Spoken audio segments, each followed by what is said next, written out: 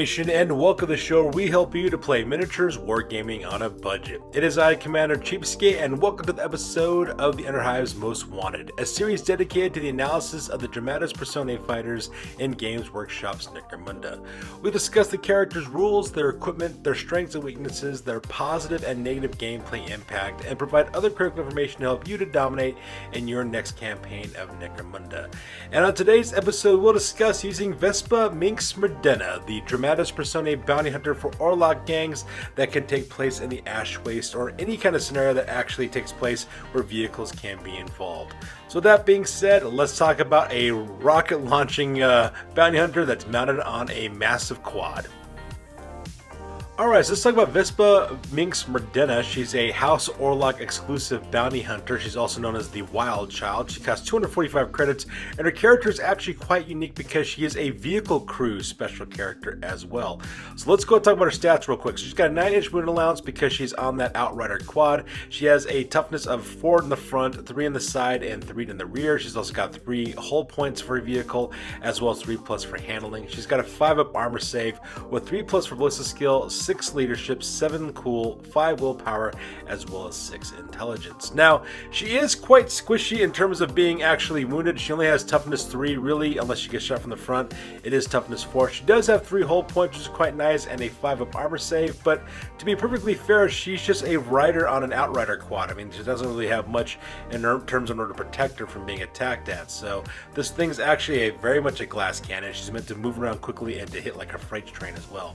She has a 3+ ballistic skill, is absolutely great, and she actually has pretty decent psychology stats. She's got a 5+ willpower, which is really good. I was sitting with a 7+ cool, so she's actually pretty decent that way. And that 9-inch movement allowance, she'll be able to zip across the battlefield very quickly.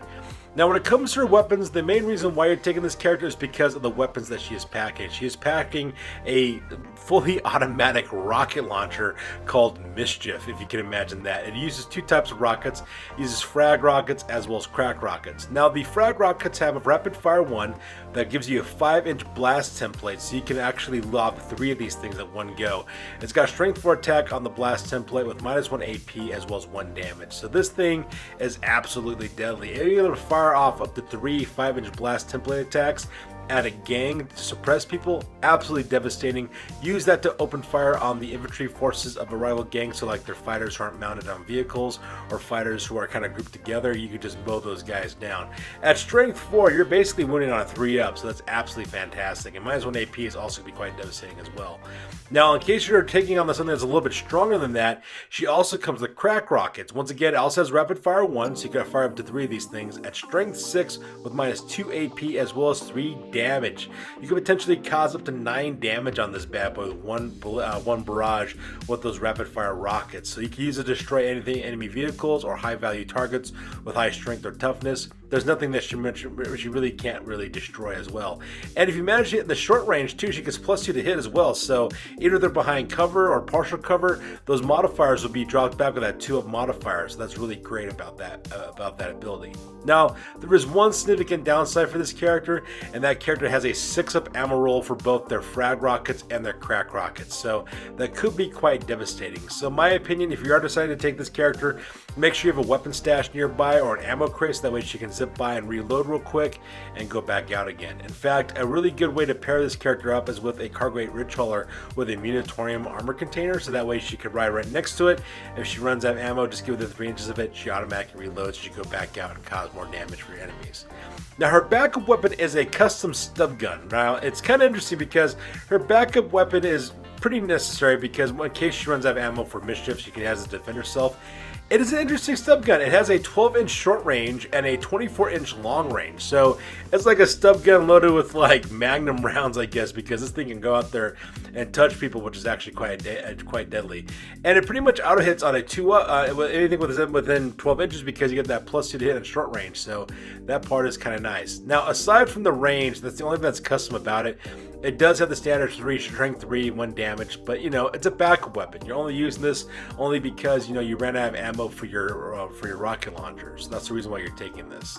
Now, obviously, she doesn't have any war gear because she is a vehicle person. So she doesn't have any infrasights or photo goggles, which could be kind of troublesome, especially if you get a visibility as an issue on the battlefield. So do keep that in mind. She does come with 2 skills though. She has Jink, which gives her a 6 up ward save against attacks, which you never know when that could come in handy. I mean, a 6 up ward save is always useful no matter what situation you're in. And she also has Trick Shot as well, which means you take away partial cover from your enemies as well. So this lady will be able to hit anybody with that rapid fire rocket launcher so long as she's in range, and there's nothing that she really can't destroy because of all the buffs that she has to her shooting attacks. Now, she does have a couple of special rules attached to her. She is an Outrider quad, so because that she does come with the Agile as well as Dedicated Gunner special rule. For the Agile rule, she can make 2 90-degree turns per simple move, which makes her highly maneuverable, so that way she can get a good facing to open fire with a rocket launcher. And speaking of which, she does have the Dedicated Gunner special rule, which means that you can move and shoot at full distance. Normally when you have move and shoot, you can only go half the distance and then fire, but because she's the dedicated gunner for her gang, for her vehicle, they can draw the full 9 inches and they can still open fire, so you can really bring the pain with that firepower as well.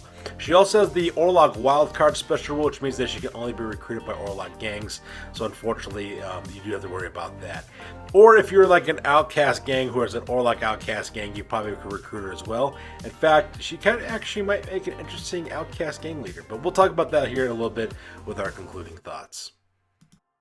So concluding thoughts, she's actually a really good, excellent assassin character. She can really destroy high-value targets like enemy vehicles, like cargo-grade ridge haulers, heavy vehicles, custom rigs, that sort of thing. She can also gun down just normal fighters who are dismounted as well.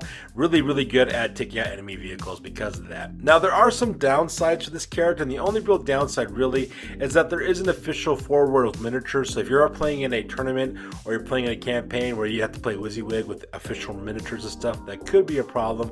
Otherwise, if you don't really care about that, you can easily 3D print, kit bash, or convert your own version as well. I couldn't help but notice that this character actually has a lot of relations to the character Jinx for the Arcane series. I wonder if that was the inspiration behind this character, because, you know, customized stub gun like the Pow Pow gun and like the rocket launcher and everything else like that.